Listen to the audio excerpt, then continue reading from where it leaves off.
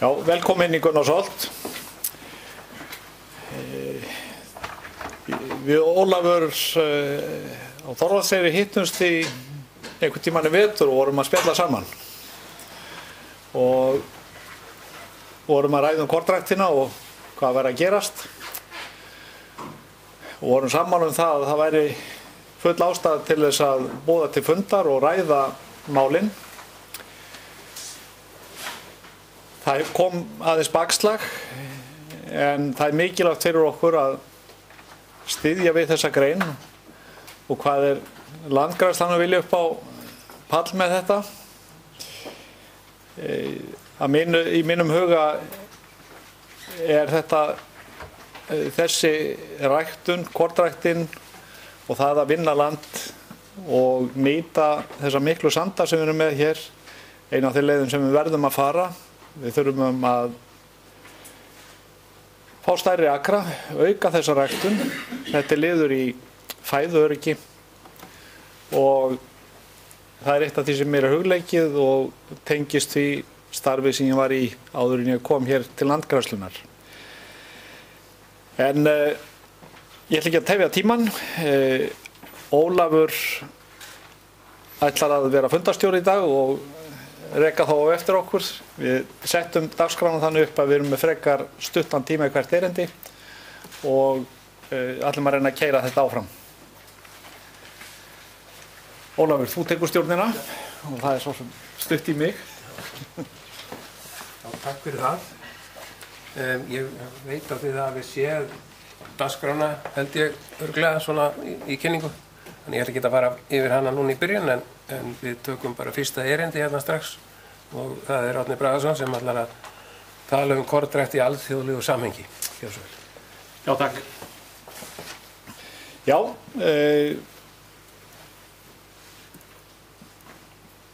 mannfjöldin á jörðinni núna 7.584.000.000 cirka og þarna sjáum við töflu sem sýnir áætlaða aukningu.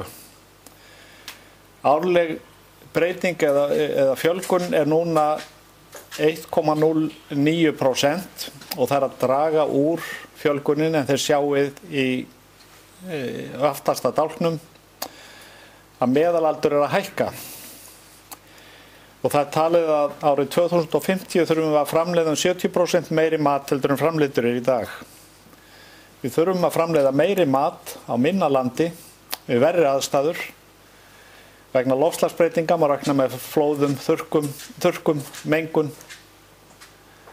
hita sem gerir það að verkum að verður ekki hægt að rækta og við þurfum að reyna að nota minna vatn, alveg örugglega minna af eiturefnum og helst minna af áburði. Og þetta auðvitað áskoranir sem eru erfiðar en vonandi verður hægt að mæta þessu. Grösin okkar grösurða matarkorni fyrir 10.000 árum. Hveitið var til fyrir 10.000 árum, hrísgrónin 8.000–9.000, durran 6.000 árum og maísinn 7.000–8.000 árum. Við þurfum erfðabreytileika til þess að halda uppi og auka framleiðslu, berjast gegn sjúkdómum og meindýrum, aðlaga framleiðsluna að loftslagsbreytingum. Við þurfum að mæta næringarþörf og öðrum kröfum neytenda og svo ræktunin stór hluti af okkar menningu. Ja, við horfum á það hvernig þessar tegundir sem við erum að nota urðu til. Það ekki rosalega margar sem við erum að nota. En líklega byrjuðu menn að nota reglulega einhverjar tegundir, fluttu með sér, þær aðlögðust umhverfi, síðan fóru menn í vaxandi mæli meðvitað val og síðan nútíma kynbændur.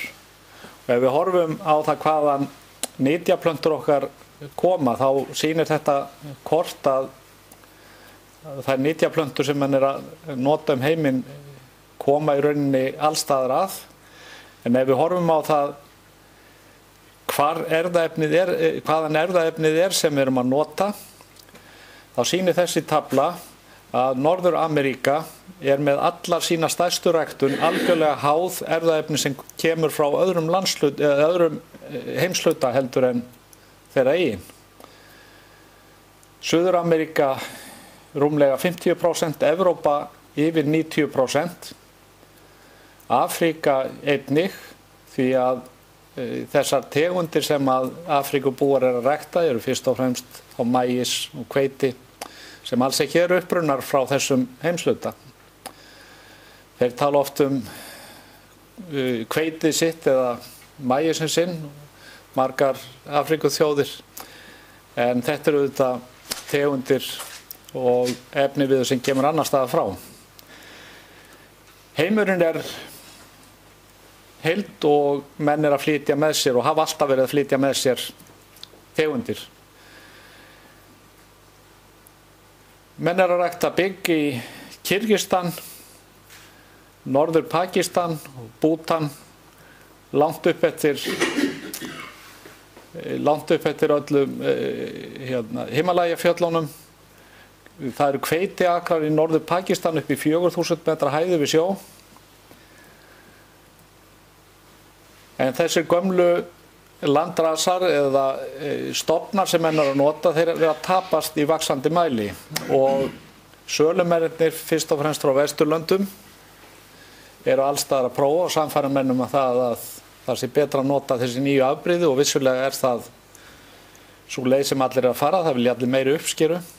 En við erum að tapa gríðarlega miklu af erfðaefni og höfum verið að gera. En það er þó gríðarlega mikil vinna í því að halda í þennan efnivið og alþjóða senterin eða þessar alþjóða stofnanir sem eru dreifðar allan heim og eru fjármagnaðar bæði ríkisstjórnum, fyrirtækjum og ríkum einstaklingum. Bill Gates hefur verið mjög drjúgur að setja milljarða í stuðningu í það að bjarga erfðaefni. En þessar stofnanir, alþjóðastofnanir eru stórtækastar í því að varðveita erfðaefnið eða passa upp á það. Íkarta sem hafði höfuðstöðvar í Aleppo í Sýrlandi er svo alþjóðastofnun sem heldur utanum byggið eða grunnefniviðin í bygginu og hveitinu en sinnir fyrst og fremst þurrkasvæðum.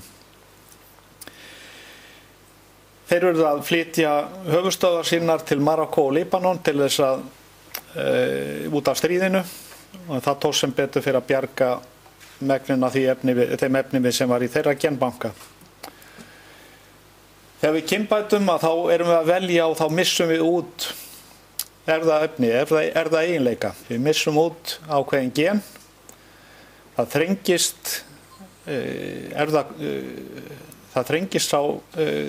það erfðaefni sem við erum með, en þá er mikilvægt að halda í gömulafbrigði villtastofna til þess að geta byggt framtíða kynbætur á slíku.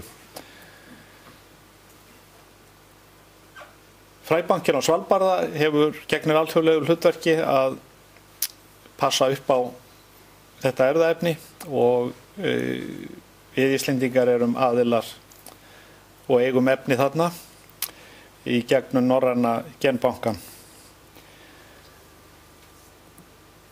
Ef við horfum til framtíðar þá er spáum hita og úrkomu þannig að flest módelin eru saman það að hér eftir að hækka hitastig verulega alveg sama hvað gert verður í loftslagsmálum.